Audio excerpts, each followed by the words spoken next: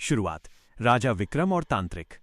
उज्जैन के न्यायप्रिय राजा विक्रमादित्य के दरबार में एक तांत्रिक भिक्षु रोज आता और राजा को उपहार में एक फल देता। राजा उस फल को अपने कोषाध्यक्ष को सौंप देते। एक दिन जब एक बंदर ने वो फल खाया तो उसमें से एक बहुमूल्य रत्न निकला। राजा ने जब पिछले सभी फलों की जांच करवाई तो सभी में कीमती रत्न निकले। जब राजा ने तांत्रिक से इसका कारण पूछा तो तांत्रिक ने कहा कि उसे एक गुप्त सिद्धि के लिए राजा की सहायता चाहिए। उसने राजा को अमावस्या की रात श्मशान के एक पुराने पेड़ से एक शव बेताल को उतारकर लाने को कहा।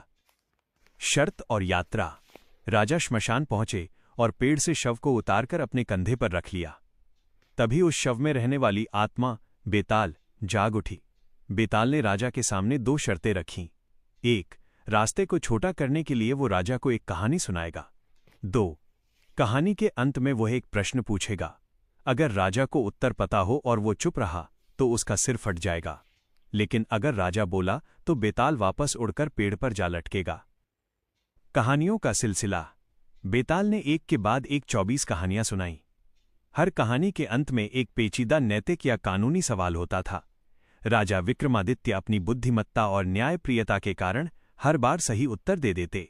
जैसे ही वो उत्तर देने के लिए मुंह खोलते, शर्त के अनुसार बेताल उड़कर वापस पेड़ पर चला जाता।